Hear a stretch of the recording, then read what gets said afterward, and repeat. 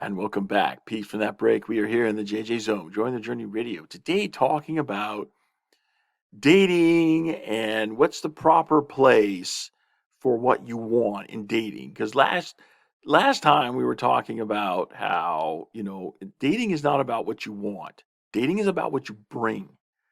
And I mentioned at the very end of the program, in the last episode, how there is a proper place for what you want.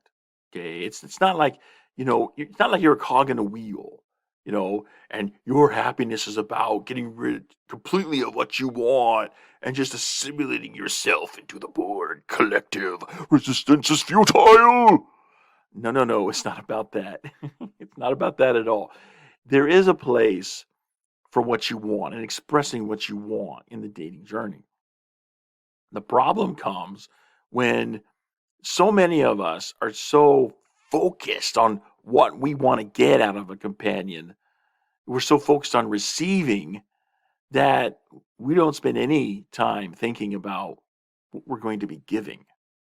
We don't think at all about what we're going to be bringing into somebody else's life. And as we talked about in the last episode, see, that's that attitude of, you know, dating being about what you bring is more in line with the fundamentals of the dating journey. So this is the attitude that we really want to take in and assimilate. This is what we want to embrace. The question then becomes, okay, so we can get to a point where it makes sense, right? Where, dating is about what you bring, dating is about being your best you and about giving and all this, fuzzy wuzzy stuff. But, you know, the question is then raised. Um, Obviously, if it's about what I give, then the natural conclusion from that is my focus should be on being the best complement I can be to my eternal companion. But here's the question: how do I do that if I've never met my eternal companion? If I don't even know who my eternal companion is, how am I supposed to know what the best complement for that person is if I've never met that person? That is a very legitimate question, and one that I want to tackle in this segment of the program today. Yeah, yeah. The question's not that overwhelming. But seriously, being the best complement to your eternal companion, it really is the best way to go, right? I know what the best compliment for me is, and I'm sure you know what the best compliment for you is. I mean, if you never really uh, you know, manifested. I mean, if you, I guess what I mean by manifest is if you've never like written it down or spoken it. Which, by the way, if you never have that, hey, you know what? Hit the journal tonight and write in your entry, talk about, this is what I really think would compliment me to trunk. You need to get that out of you. You can't just keep it all inside, right? You got to get that out, okay? Because the way you're going to step forward in this journey is by taking out of you what needs to come out of you and having inside of you what needs to be inside of you. You've got to do that sorting, and you're going to have a hard time going forward in your journey if you don't do that sorting. So you got to get that done. And one of the, writing is a great way to just get that out. I think writing is actually better. I mean, you can speak it if you want. I mean, if that makes you, feel better. Writing, I think, is much more effective, has a much more potent effect than the speaking. But yeah, do it however you want. However you feel is best for you. But get that out of you. And once you have that idea of what's good for you, right? And say, okay, so this is the compliment that would be good for me. Then you right there, you've got the answer to your question. You've got the description of the best compliment that you can be for your eternal companion, even if you haven't met that eternal companion yet. And the reason why that works, okay, because ultimately the most joyous relationships are going to come from throwing away the natural mindset and embracing the covenant mindset. We've talked before on the program about the differences between these two mindsets. I'd like to talk about it a little bit more because I think it really gets to the heart of what we're talking about in the program today, and especially this idea of being the best complement to your eternal companion. Because if you have the natural mindset, the natural man, the natural woman, you're just going to be looking for self gratification. And that's what you prioritize above everything else. Okay. Nothing comes above getting the best genetic material for the next generation of, you know, people in this life, in this world. And that's the focus of the natural mindset. It's nothing to do with eternity. And that's why, we got to get rid of the natural mindset and focus on the covenant mindset, because the covenant mindset, covenant men, covenant women, they prioritize making and keeping sacred covenants above all else. So they're willing to forego self gratification. They're willing to forego that natural yearning for the best genetic material. And they're willing to say, okay, you know what, there's a more enduring and enriching form of happiness called joy that lasts longer and is more permanent. And I get it by focusing on eternity. I get it by focusing on making and keeping sacred covenants. So, that good person who, may not be completely desirable from a natural standpoint, but from a covenant standpoint, may, be top marks. And that's the kind of decisions that I think we really need to be making in our dating journey. It's something that a lot of people don't want to hear because again, they're so inundated with the natural mindset. Like I said in the monologue, if you don't dominate the natural mindset will dominate you. It will dominate you. It will color all the ways that you see the world, color the ways you think. It will drive the decisions that you make in your dating journey, as well as decisions you make in other parts of life, but primarily the dating journey, because that's really what the natural mindset is all about, right? It's this, you know, um, this uh, inculcation, for lack of a better word, inculcation of evolutionary biology on, you know,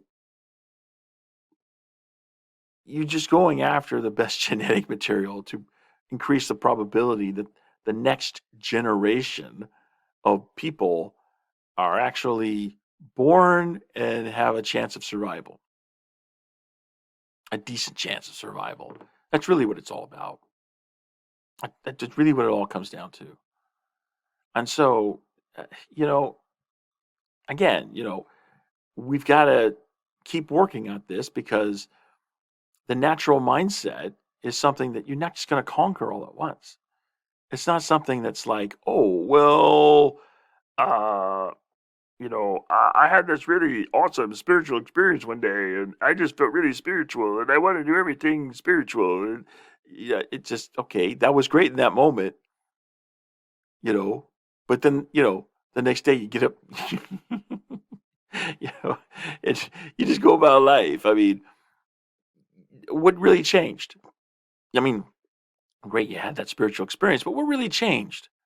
What really changed? And that's what we really need. We need a change on the inside, a change in the way that we think. We need to change from the natural mindset to the covenant mindset. Because natural mindset doesn't care about eternity. Again, it's all about self-gratification. Help me to feel good in this moment. Help me to get what I want in this moment. That's really what it's about. And the covenant mindset's thinking about the future because the covenant mindset is thinking about eternity. The covenant mindset. So being the best complement to your eternal companion is really all about being, trying to be the best complement that you need in your life. So, if you want somebody who inspires you to do XYZ, well, then you need to be striving yourself to do XYZ. Because, somebody who's going to inspire you to do XYZ, If you're not doing XYZ, they're not going to have any interest in you. They're not have zero, none, zero. They're not going to have any interest in you, right? Because they're looking, again, sad but true, most of us are just following the natural mindset. And yeah, while I, decry that we should try to overcome it, what not the reality is, the reality is the vast majority of LDS singles are dominated by the natural mindset, not the covenant mindset. So, successful people deal with the world as it is, not as they wish it would be. I wish that we all could get on the bandwagon of the covenant mindset, but we're just not there. The reality is the vast majority of us are too dominated by the natural mindset. We haven't completely dominated the mindset. We're not at that point of our eternal journey yet. So we have to deal with what is. And what is you've got to take that into consideration. You've got to have some appeal for the natural mindset because that's what the majority of people have. Now, at the same time, I think we should be working to help people become aware of the natural mindset versus the covenant mindset and encourage them and help them and support them to throw off the natural mindset and embrace the covenant mindset. I think we should do that. And that's part of what I've been doing here on Join the Journey Radio.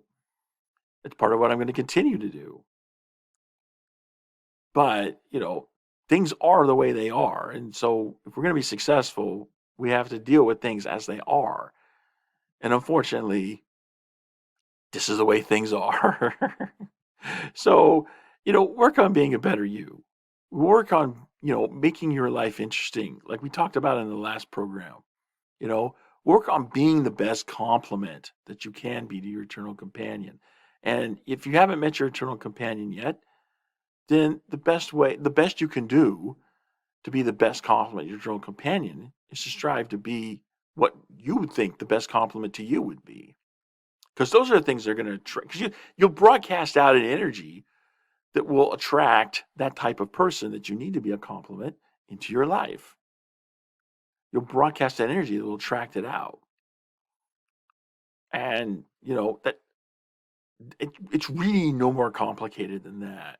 Okay. Now, a lot of us are going to resist it because, as I was saying before, like I said in the last segment of the program, you just have this, natural biological hardwiring inside to resist changing the status quo.